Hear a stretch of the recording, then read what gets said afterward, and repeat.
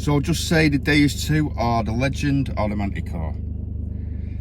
The highest frequency they can fire out is 40,000. But multi, so there's a few between. Now multi is great for IDing and it is unbeatable in iron unmasking because it can hit targets and get different information out of different targets in the ground at the same time.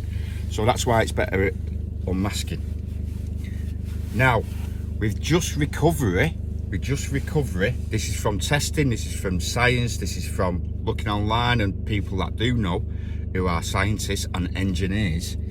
Single frequency, if you can run like the Deus one with the electrical coil at 80 kilohertz and iron is on the single plane, not too close, 80 kilohertz is 80,000 waves per second, which is twice as fast as 40.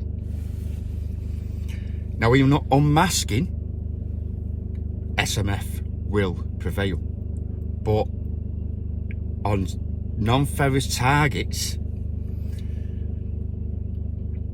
saying that, even this is different. It's different. I've just watched a video there and it's different. Unmasking is when a target's next to a target, so it doesn't matter about iron. You can have a big bronze coin and a small silver coin. That bronze coin will mask that silver coin. It's just when it gets too close.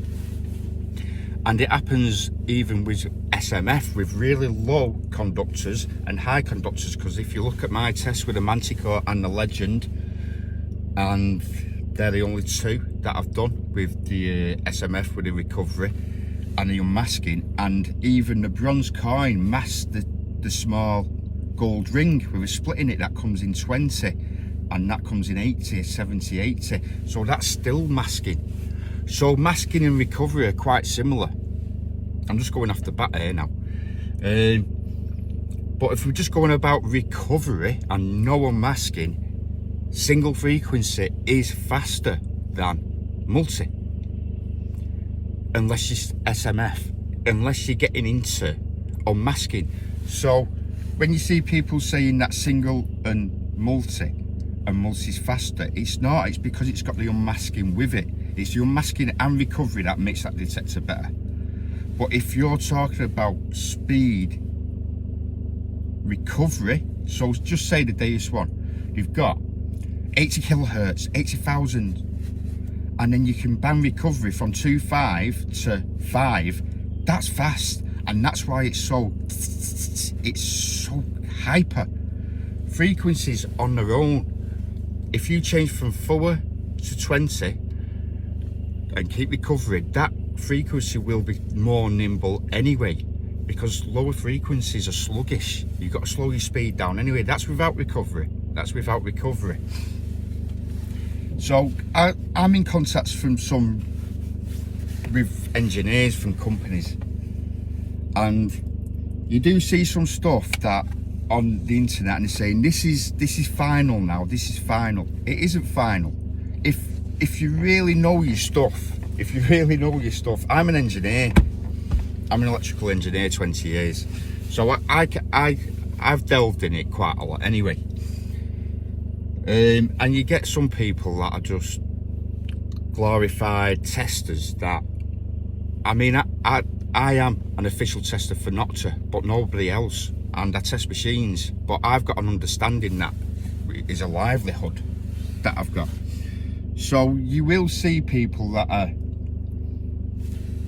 this is another one, the SMF, with my test, the SMF it's great, it is good because it's got recovery, it's quite speedy, and then you've got your unmasking, which you need the unmasking in the ground we have.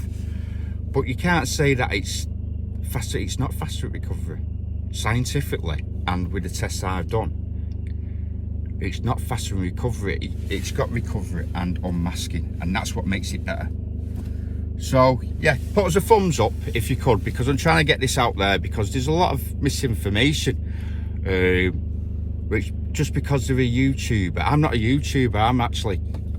I'm an electrical engineer for 20 years, so I've got a better background. But you get people that have used detectors for so many years, and they kind of finalising the theories and making their own theories up about detectors, and as if it's their word and it's nobody else's. But it's not true. It's not true. Anyway, put us a thumbs up, and yeah, Happy New Year.